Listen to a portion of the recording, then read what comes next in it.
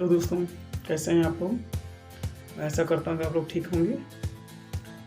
दोस्तों, अगर आपने किसी भी एग्ज़ाम की तैयारी करने के बारे में सोचा है, किसी भी एग्ज़ाम को क्रैक करने के बारे में सोचा है, तो फिर इधर-उधर के जो आपके मन भटकते हैं ना, इनसे छुटकारा पहले आप अपने आप को एकाग्र कीजिए, स्थिर कीजिए। आप बगुला देखते हैं ना, बगुला पानी के किनारे बैठकर कितने मन ध्यान से मछली को देखता है, अपने शिकार को देखता है कि जैसे ही शिकार मेरा ऊपर आएगा मैं तुरंत टोक मारूंगा और उसे निगल ले जाऊंगा।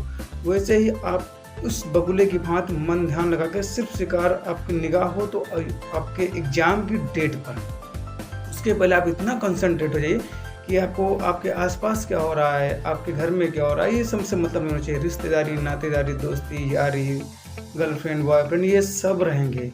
नहीं रहेगा तो सिर्फ और सिर्फ आपकी एग्ज़ाम की डेट नहीं रहेगी और निकल जाने के बाद में। ऐसा हो सकता है कि एग्ज़ाम डेट निकल जाने के बाद में जब आप कामयाब ना हों तो फिर से डेट आ जाए, लेकिन दोस्त यार, अगर आप उनसे आज नहीं मिलोगे तो कल मिल सकते हो। लेकिन एग्ज़ाम डेट अगर आज आपने मिस कर दे तो आप कल उसे दे नहीं सकते हो, ठीक है। तो कंसंट्रेट करो अपने पेपर पर। और चीज़, अगर आपने किसी भी तैयारी की तरफ कदम बढ़ाया है तो ये समझ लीजिए कि आपने अपनी बर्बादी खुद लिखी है अपने हाथों से।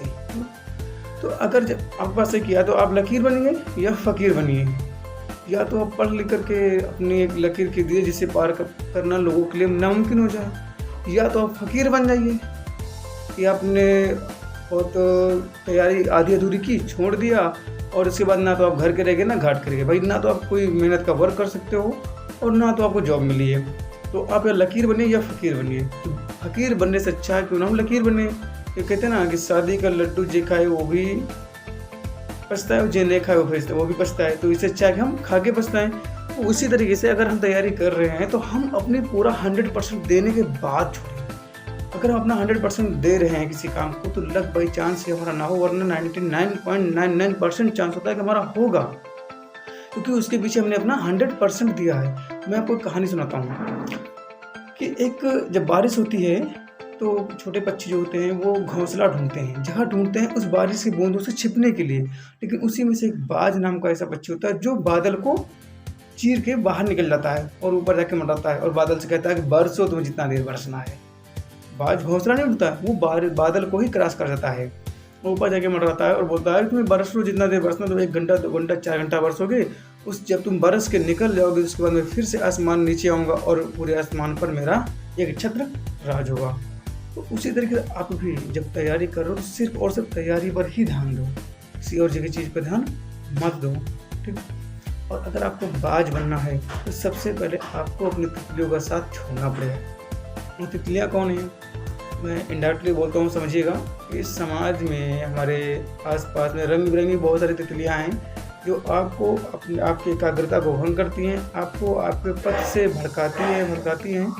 तो आप तितलियों का साथ छोड़ो। अगर आपको बाज बनना है तो तितलियों का साथ छोड़ना पड़ेगा, क्योंकि उनकी एक लिमिटेड उड़ान है, वो निश्चित उड़ान तक उड़ेंगे। लेकिन आपको आपकी उड़ान जो है वो अनलिमिटेड है। आपको अपनी क्षमता को पहचानना होगा, आपको अपने आप को पहचानना होगा।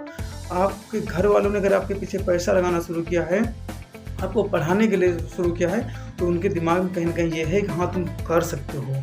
और जब तुम कर सकते हो ये तुम्हारी फैमिली जानती है, तुम्हारे दोस्त जानते हैं, तुम्हारे घर वाले जानते हैं, तो तुम खुद क्यों नहीं जानते हो ये चीज़, क्योंकि हाँ मैं कर सकता हूँ। अपने आप में आत्मविश्वास जगो और कहो कि हाँ आई विल डू, मैं कर सकता हूँ और मैं करूँगा, ठीक दोस्तों। तो इस तरीके से तैयारी करो कि आपको लगे कि हाँ हम तैयारी कर रहे हैं, लोगों को लगे हाँ लड़का तैयारी कर रहा है। इस तरह की तैयारी ना करो कि लोगों को लगे कि ये लड़का टाइम पास कर रहा है। अब डिपेंड आपके ऊपर करता है कि आप टाइम पास करना चाहते हो या पढ़ना चाहते हो। आप लोगों में हंसी अपना करवाना चाहते हो या लोगों को अपनी कामयाबी की तरफ खिंचवाना चाहते हो, ये आपके ऊपर डिपेंड करता है। एक बार मैं फिर से लाइन दोहराना चाहूँगा कि अगर आपको बाज बनना है तो तितलियों का साथ छोड़ना पड़ेगा, कामयाबी आपके कदमों में होगी। अगर आप तितलियों में भटके रहेंगे, इस रंग बिरंगी तितलियों के पीछे नाचते रहेंगे, तो कामयाबी आपसे कोसों दूर है और आप अपनी बर्बादी खुद लिख रहे हो, कोई और उसका जिम्मेदार नहीं होगा। ओके दोस्तों।